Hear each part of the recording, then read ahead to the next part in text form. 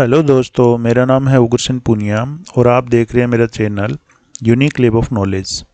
तो दोस्तों, हम इस वीडियो के अंदर पढ़ने वाले हैं जॉन डन की लिखी हुई एक पोइम जिसका नाम है batter my heart 3 persons God. तो ये जो पोइम है इसको होली सोनेट 14 भी कहा जाता है।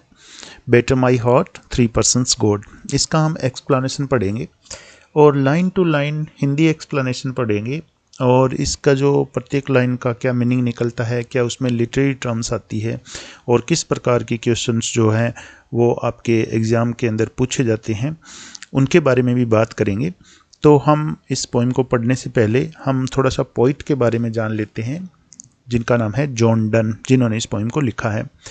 तो जॉन डन का जो जन्म है वो हुआ था 1571 और 72 के अंदर। एग्जैक्ट डेट तो पता नहीं है, लेकिन ऐसा कहा जाता है कि 1571 या 72 के अंदर इनका जो जन्म है वो हुआ था और इनकी डेथ हो गई थी 31 मार्च 1631 को इनकी मृत्यु हो गई थी। और सबसे महत्वपूर्ण जो बात है, फाउंडर ऑफ मेटाफिजिकल पोइट्री इनको कहा जाता है। जॉन डन जो है वो मेटाफिजिकल पोइट्री के फाउंडर थे। आपसे क्वेश्चन एग्जाम में ये पूछा जा सकता है कि मेटाफिजिकल पोइट्री के सबसे बड़े जो पोइट हैं उनका नाम क्या है। 4 ऑप्शन दिए जाएंगे, तो जॉन डन है, उनको हमेशा मेटाफिजिकल पोइट्री से जोड़ के देखा जाता है और बहुत ही विट वाली पोइम जो होती है, जिनको बोलते हैं, जिनमें बहुत ज़्यादा विजडम की, इंटेलेक्चुअल की आवश्यकता होती है, वो जो पोइम होती है मेटाफिजिकल पोइट्री, वो जॉन डन ने लिखी है। और इनको मास्टर ऑफ मेटाफिजिकल कंसीट्स भी कहा जाता है। यानी जॉन डन जो है वो मेटाफिजिकल कंसीट्स के मास्टर थे। ये क्वेश्चन भी आपसे पूछा जा सकता है। इसके बाद में देखिए, famous for love and religious poems. अब जॉन डन जो है वो किसके लिए फेमस थे? अपने जो पोइम लिखते थे उनमें लव और रिलीजियस पोइम्स। ये जो पोइम अपने पढ़ेंगे बेटर माई हार्ट, ये भी एक रिलीजियस पोइम है। तो ये लव के ऊपर और रिलीजियस पोइम्स ज़्यादा लिखते थे, इसलिए इसके लिए फेमस थे। ये एक पोइट थे, लॉयर थे, सोल्जर थे और एक क्लेरिक थे, यानी पादरी थे, चर्च के अंदर प्रीस्ट थे। तो पोइट भी थे, लॉयर भी थे, सोल्जर भी थे और क्लेरिक भी थे। ये भी आपको याद रखना है। आपसे एग्जाम में पूछ ले कि ऐसा कौन सा पोइट है जो लॉयर भी था, सोल्जर भी था और क्लेरिक भी था। तो John Donne served as a secretary to lord keeper of the seal, यानी लॉर्ड कीपर ऑफ सील जो हैं उनके ये सेक्रेटरी थे, यानी ये जॉब करते थे यहाँ पे सेक्रेटरी के रूप में। लॉर्ड कीपर के जो सील थे उनका नाम था एगर्टन। अब एगर्टन जो है, इनके बारे में कहा जाता है कि एगर्टन की एक भतीजी थी, नीस थी इनकी, जिनको ये भगा के ले गए थे। यानी एगर्टन का जो ब्रदर था जिसका नाम था जॉर्ज मोर, उसकी बेटी थी, उसका नाम था एनी मोर। तो एनी मोर को ये भगा के ले गए थे, जो कि एगर्टन की भतीजी थी और Egerton Lord keeper of seal थे और उनके ये सेक्रेटरी थे, वहाँ पे ये काम करते थे। तो एनी मोर को ये भगा के ले गए थे और बाद में उनसे शादी भी इन्होंने कर ली थी। और ऐसा बताया जाता है कि 16 साल के अंदर इनके 12 बच्चे पैदा हुए थे।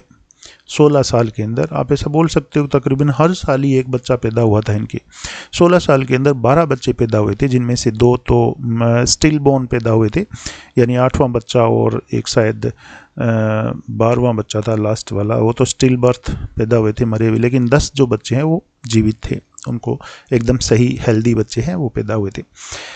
तो एनी मोर को ये ले गए थे भगा करके। तो उसके बारे में कि इनके जो एनी मोर के पापा थे और जो एगर्टन थे वो काफ़ी गुस्सा हो गए थे और इनको नौकरी से निकाल दिया गया था। जो सेक्रेटरी की ये नौकरी करते थे, नौकरी से इनको निकाल दिया गया था और इनको जेल में डाल दिया गया था और इनके ऊपर मुकदमा चला था, केस चला था। तो धीरे धीरे वो केस इनके ऊपर तो चला ही चला था, साथ में एक जो पादरी थे, जो क्लेरिक थे चर्च के, जिन्होंने इनकी शादी करवाई थी, उनको भी जेल में डाल दिया गया था। और एक इनके शायद ब्रदर थे इनके साथ में, उनको भी जेल में डाल दिया गया था, जो कि साथ में थे, इनके साथ में खड़े हुए थे। तो इनके भाई को और पादरी को और इनको जेल में डाल दिया गया था। हालांकि कुछ टाइम के बाद में ये जेल से छूट गए थे, क्योंकि इनकी जो शादी थी वो बिल्कुल लीगल थी, एकदम सही थी, इसलिए ये जेल से छूट गए। तो ये एक इनके शादी को लेकर के बताया जाता है। हालांकि पेपर के अंदर इस प्रकार के क्वेश्चन जो है वो नहीं पूछे जाते हैं, पेपर के अंदर टैक्स से रिलेटेड क्वेश्चन ज़्यादा आते हैं, फिर भी आपके नॉलेज के लिए आपको ये पता होना चाहिए। जॉन डन जो है वो किसके लिए फेमस थे? वो उनके जो फेमस वर्क हैं वो देखिए यहाँ पे, द फ्ली, ये देखिए यहाँ पे तो लिखा मेटाफिजिकल पोइम है ये, the flea, the good morrow, the sun rising, go and catch a falling star. ये इनकी कुछ महत्वपूर्ण पोइम है जो इन्होंने लिखी थी जॉन डन ने। इसके अलावा इन्होंने और भी बहुत सारी महत्वपूर्ण पोइम लिखी है, लेकिन कुछ एक उदाहरण मैंने आपको यहाँ पे बताए हैं जो कि जॉन डन के लिखे हुए हैं। अब हम पोइम के बारे में बात करते हैं कि ये जो पोइम है बेटर माई हार्ट, इसको होली सोनेट नंबर 14 भी कहा जाता है, और इस पोइम को 1609 टू 1611 के बीच में लिखा गया था। ऐसा माना जाता है कि 1609 से लेकर 1611 के बीच में इसको पोइम को लिखा गया था। और ये जो पोइम है ये पब्लिश हुई थी 1633 में, सॉन्ग्स एंड सोनेट्स इसके अंदर इसको पब्लिश किया गया था 1633 के अंदर। और फिर दोबारा 2 साल के बाद में जब जॉन डन की मृत्यु हो गई थी, उसके बाद में इसको रिवाइज किया गया था होली सोनेट के रूप में 1635 में। होली सोनेट्स के रूप में इसको दोबारा से 1635 में रिवाइज किया गया था। और इस पोइम की जो टोन है वो देखिए अर्जेंट, इंटेंसिव, डेस्परेट टोन है इसकी। रिलीजियस पोइम है ये एक, इसकी जो अर्जेंट, इंटेंसिव और बहुत ही डेस्परेट टोन है। और रिलीजियस सोनेट है, ये मैंने बता ही दिया आपको। मेटाफिजिकल सोनेट है ये। मेटाफिजिकल सोनेट क्या होता है? मेटाफिजिकल पोइम क्या होती है? मेटाफिजिकल पोइम वो होती है इनमें बहुत ज़्यादा विजडम की ज़रूरत होती है, बहुत ज़्यादा इंटेलेक्चुअल की ज़रूरत होती है, बहुत विट की ज़रूरत होती है। यानी इसमें ऐसी चीज़ों की तुलना आपस में की जाती है कि पहली बार अपने देखते हैं तो अपने को पता ही नहीं चलता है कि मतलब ये तुलना कैसे हो सकती है, तो पॉसिबल ही नहीं है। जैसे कि इस सोनेट को अपने पढ़ेंगे बेटर माई हार्ट, इसके अंदर पोइट ने अपने सोल, अपनी जो आत्मा है उसकी तुलना किससे की है? देखिए 2 चीज़ों से तुलना की है। वो पोइम पढ़ेंगे तो मैं बता दूंगा आपको। एक तो की है यू शार्प टाउन, यानी ऐसा town that is captivated by the enemy, यानी ऐसा टाउन जिसके ऊपर किसी दुश्मन का अधिकार हो गया है, दुश्मन के द्वारा उस टाउन को जीत लिया गया है। उसके साथ इन्होंने अपनी सोल की तुलना करी है, अपनी आत्मा की तुलना करी है। और दूसरा इन्होंने अपनी आत्मा की तुलना करी है एक वुमेन के साथ, एक औरत के साथ। तो ये पॉसिबल नहीं है। जैसे मान लीजिए कोई प्रेमी और प्रेमिका है, उनकी तुलना कोई कंपास की 2 सुइयों के साथ कर दी जाए, तो मतलब ये देखने से लगता नहीं कि ये कैसा पॉसिबल कैसे है ऐसा। तो वो मेटाफिजिकल पोइट्री होती है जो बहुत ही ज़्यादा कॉम्प्लेक्स इंटेलेक्चुअल थॉट्स उनके अंदर होते हैं, जो अपने को समझने के लिए बहुत ज़्यादा विट उसके अंदर चाहिए, विजडम चाहिए। और ये जो पोइम है इसको ड्रामेटिक फॉर्म के अंदर लिखा गया है, और ये आयामिक पेंटामीटर के अंदर लिखी गई है पूरी की पूरी जो पोइम है वो। तो स्टूडेंट्स हम बात करते हैं अब इस टेक्स्ट की, जिसको हम पढ़ेंगे, एक्सप्लेनेशन करेंगे। तो टेक्स्ट पढ़ने से पहले देखिए मैं आपको बताना चाहूँगा कि जॉन डन जो है वो इस टेक्स्ट के अंदर, इस पोइम के अंदर अपना जो पर्सनल क्राइसिस ऑफ फेथ है उसके बारे में बात करते हैं। वो क्या है कि उनकी जो सोल है उसको एक डेविल ने कैप्चर कर लिया है, एक बुरी आत्मा ने उसके ऊपर अधिकार कर लिया है। और जॉन डन है वो रिलीजियस पाथ पे लौटना चाहते हैं, भगवान की शरण में जाना चाहते हैं।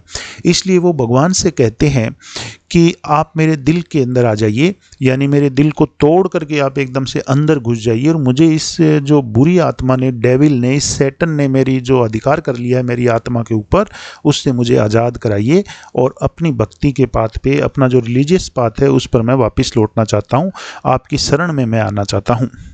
तो इस पोइम के अंदर बहुत सारे मेटाफर्स का यूज करते हैं जॉन डन जो है वो, कि सैटन से जो कनेक्शन है उनका, सैटन ने जो उनके ऊपर अधिकार कर लिया है उसको तोड़ना है और भगवान की शरण में जाना है। इसके लिए बहुत सारे मेटाफर्स आप देखेंगे इसके अंदर। मेटाफिजिकल पोइट है ये, पोएम है ये। तो चलिए हम शुरू करते हैं और पोएम को पढ़ते हैं। पहली लाइन देखिए, शुरुआत के अंदर लिखा हुआ है batter my heart 3 persons God for you. यहाँ पे क्या लिखा है देखिए, बेटर माई हार्ट का मतलब क्या होता है?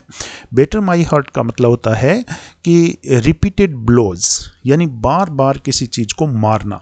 तो यहाँ पे जॉन डन कहते हैं better my heart 3 persons God, और कहते किससे हैं? 3 persons गॉड, यानी ट्रिनिटी से।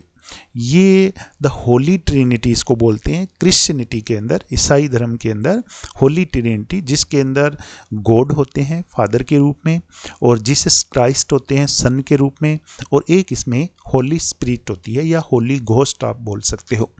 तो उन तीनों से ही कहते हैं, गॉड से, जीसस क्राइस्ट से और होली स्पिरिट्स के, कि आप तीनों के तीनों की लगातार रिपीटेड ब्लोज मेरे हार्ट पे मारिए, मेरे हार्ट को तोड़िए, मेरे हार्ट पे अटैक करिए, फॉर यू, आपके लिए, क्योंकि ये आपके लिए ही है, क्योंकि मैं आपकी शरण में आना चाहता हूँ। As yet but knock, breathe, shine and seek to mend.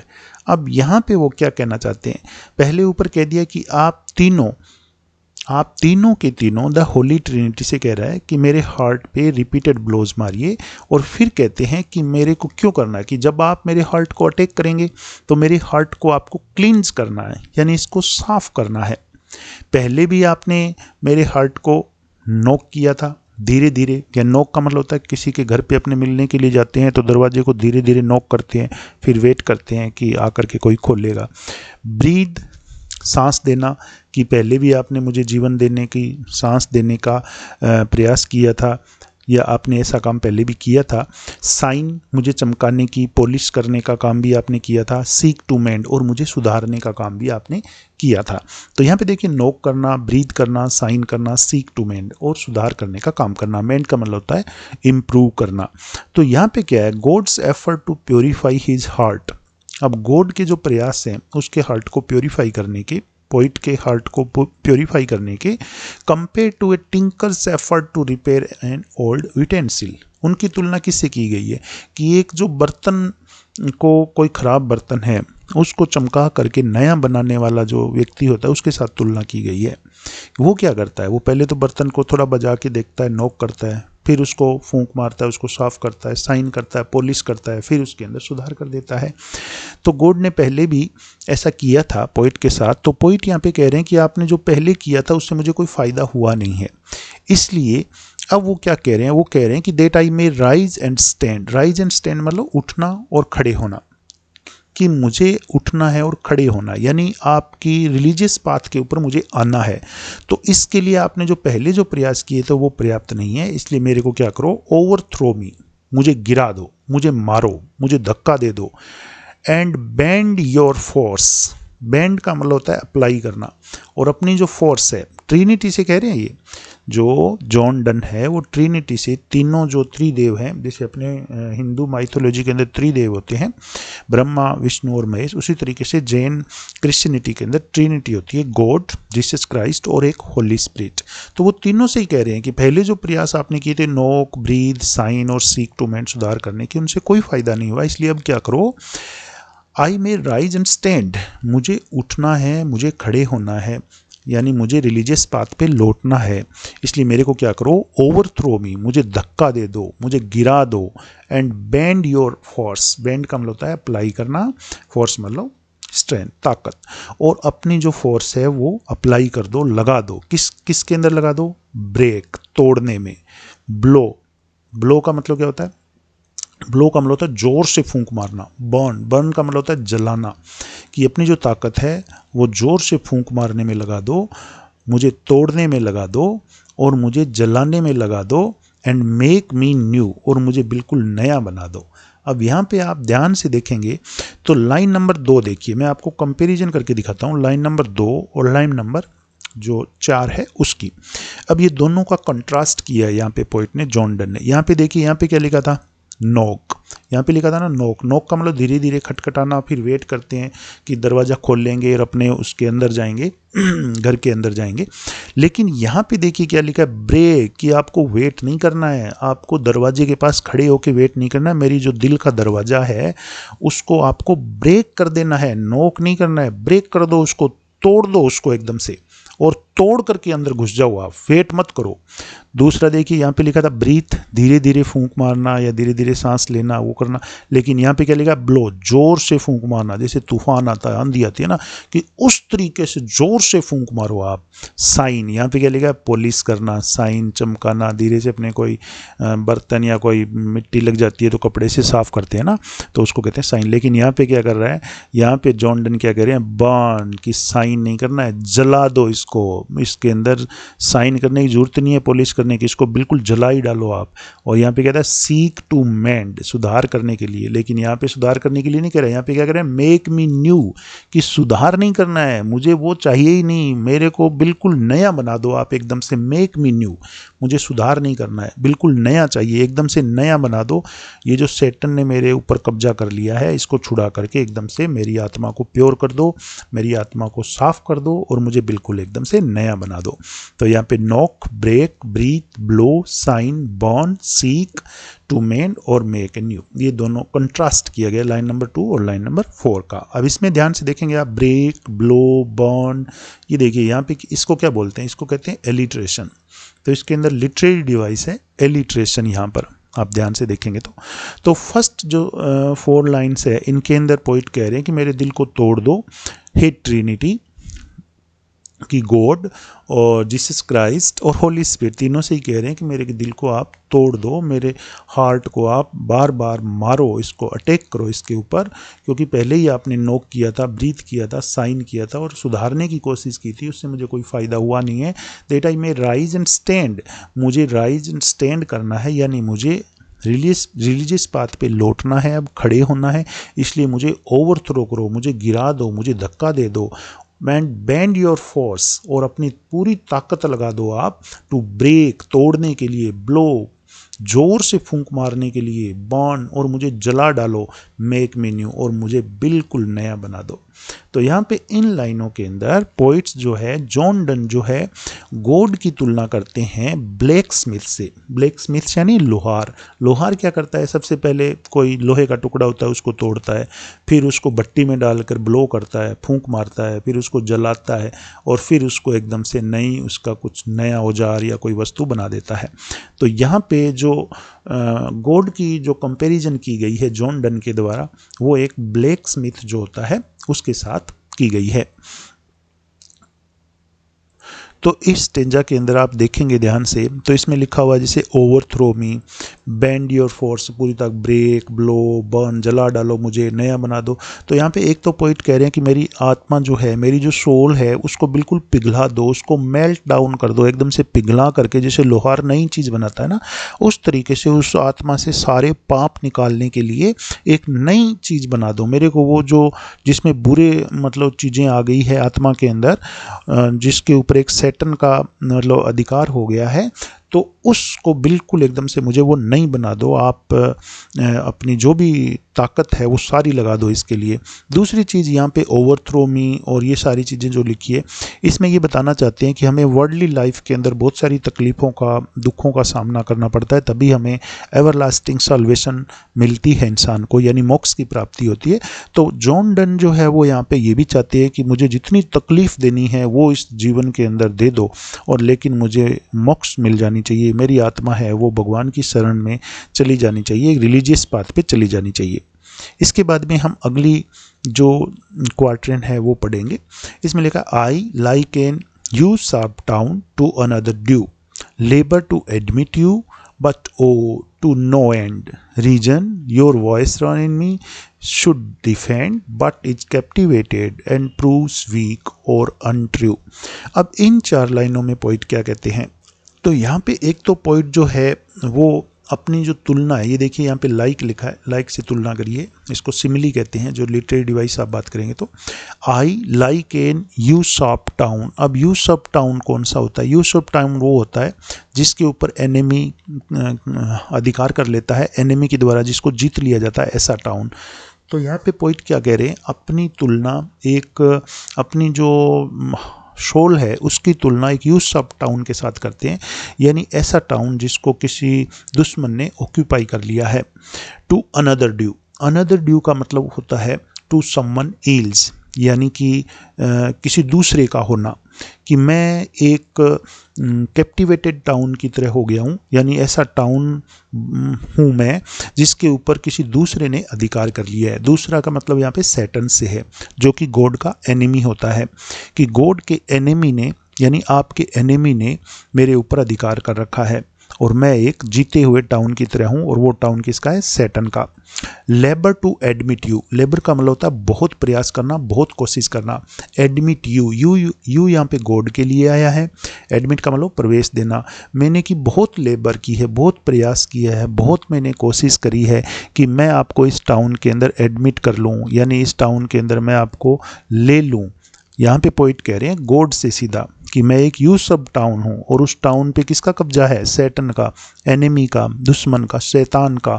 और मैंने बहुत लेबर करी है भगवान कि मैं आपको इस टाउन के अंदर किसी तरीके से इस टाउन के अंदर ले लूँ, बट लेकिन नहीं, टू नो एंड, यानी मैंने जो प्रयास किया है उनका कोई एंड भी नहीं है, कोई सीमा भी नहीं है, मैंने इतने प्रयास किए हैं।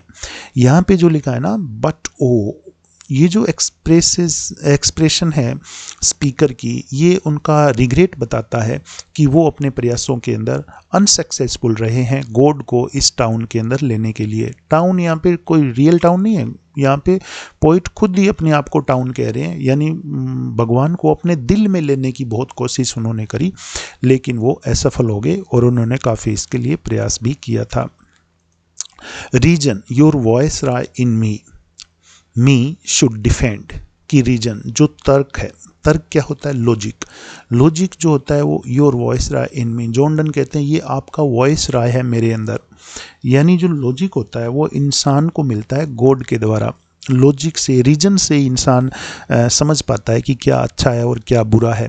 यदि किसी इंसान के अंदर रीजन ना हो तो वो समझ ही नहीं पाएगा कि क्या अच्छा है और क्या बुरा है।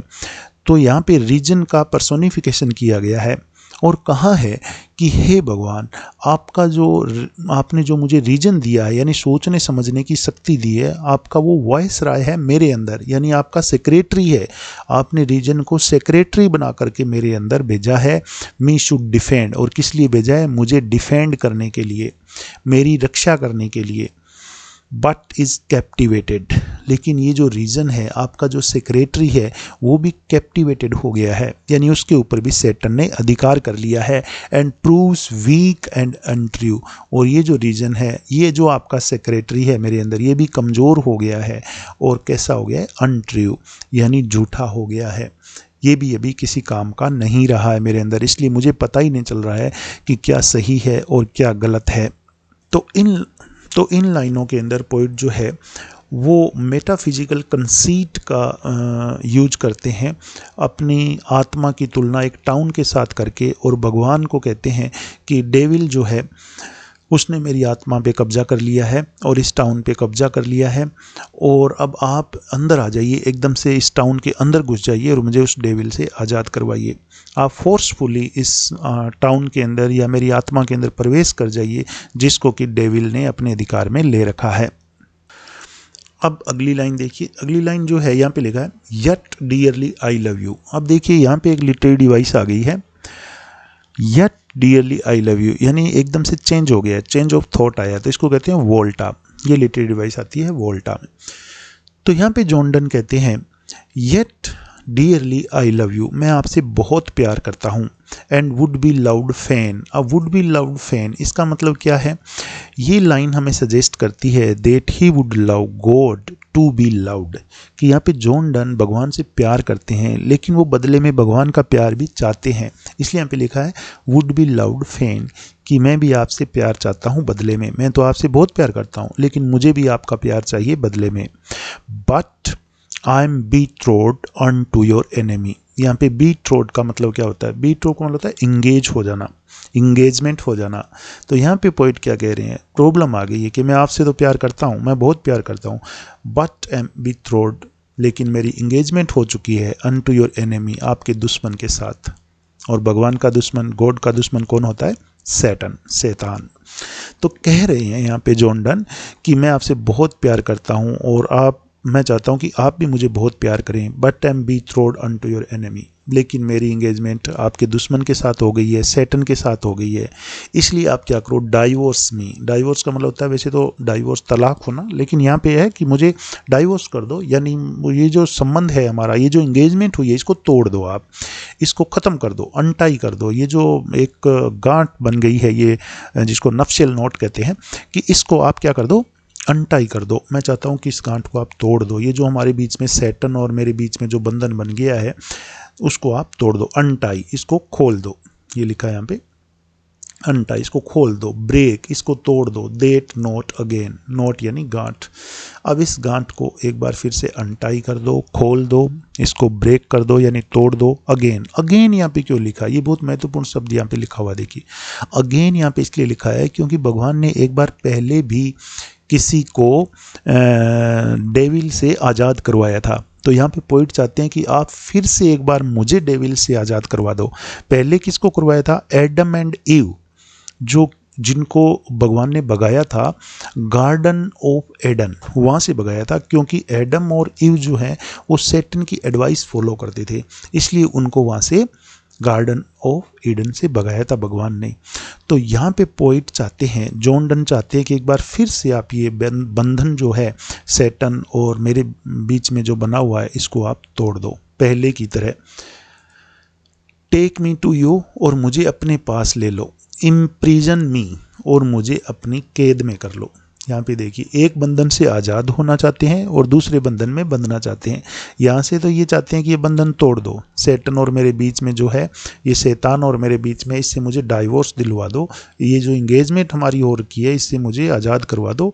टेक मी टू यू, मुझे अपने पास ले लो, इम्प्रिजन मी, और मुझे अपनी कैद में ले लो। तो यहाँ पे वो क्या कह रहे हैं, देखिए यहाँ पे कह रहे हैं, take me to you, imprison me, मुझे अपनी कैद में ले लो, फॉर आई, क्योंकि मैं, एक्सेप्ट यू एंथ्रोल मी, एक्सेप्ट का मतलब होता है अनलेस, एंथ्रोल का मतलब होता है एनस्लेव, कि जब तक आप मुझे अपना एनस्लेव नहीं बना लेंगे, जब तक आप मुझे अपना दास नहीं बना लेंगे, नेवर शैल बी फ्री, मैं आज़ाद नहीं हो पाऊँगा। यानी आप मुझे अपना दास बना लो, आप मुझे अपनी आगोश में ले लो, आप मुझे अपना एनस्लेव कर लो मुझे, तो मैं आज़ाद हो जाऊंगा। जब तक आप मुझे अपना एनस्लेव नहीं करोगे, एंथ्रोल मुझे नहीं करोगे, मैं आज़ाद नहीं हो पाऊंगा इस कैद से। नोर एवर चेस्ट, चेस्ट का मतलब होता है पायस, यानी प्योर, कि मैं प्योर नहीं हो पाऊंगा। एक्सेप्ट यू रेविस मी, यहाँ पे जो रेविस वर्ड लिखा, इसका मीनिंग समझिए आप। रेविस का मतलब होता है फिजिकल लव, आप बोल सकते हो spiritual love in sexual form, ये आप बोल सकते हो। सेक्सुअली असॉल्ट आप ऐसे बोल सकते हो, किसी को हम मतलब सेक्सुअली असॉल्ट करते हैं, या स्पिरिचुअल लव सेक्सुअल फॉर्म के अंदर करना, या फिजिकल लव, कुछ भी आप बोल सकते हो। तो यहाँ पे जॉन डन देखिए थोड़ा सा इरोटिक स्टाइल लेकर के आए हैं, इसके लिए वो जाने जाते हैं अपनी पोइम के अंदर इरोटिक स्टाइल लाने के लिए। वो कहते हैं कि मैं प्योर नहीं हो पाऊंगा, एक्सेप्ट यू रेविस मी, जब तक आप मुझे फिजिकल लव नहीं दोगे, या स्पिरिचुअल लव सेक्सुअल फॉर्म के अंदर नहीं दोगे, या मुझे बिल्कुल एकदम से आप एक तरीके से बोल सकते हो इंटरकोर्स नहीं करोगे, सेक्सुअली असॉल्ट नहीं करोगे, तब तक मैं पवित्र नहीं हो पाऊंगा। तो इन दो लाइनों के अंदर पैराडॉक्सिकल स्टेटमेंट्स है वो प्रेजेंट करते हैं और कंट्रास्ट पैदा करते हैं गॉड और सैटन के बीच में। और जॉन डन ये भी बताते हैं कि गॉड जो है वो उसे फ्री कर सकता है, पोइट को फ्री कर सकता है स्पिरिचुअल डिस्ट्रेस से, और जो डेविल के हाथों से, डेविल ने उसकी जो सोल के ऊपर कब्जा किया हुआ है, उससे जो गॉड उसको फ्री कर सकता है। तो इन दो लाइनों के अंदर ये बताया गया है। तो दोस्तों ये पोइम थी, मैं उम्मीद करता हूँ आपको अच्छे से इसका जो एक्सप्लेनेशन है वो समझ में आया होगा। हम मिलेंगे अगली वीडियो में, तब तक के लिए थैंक यू।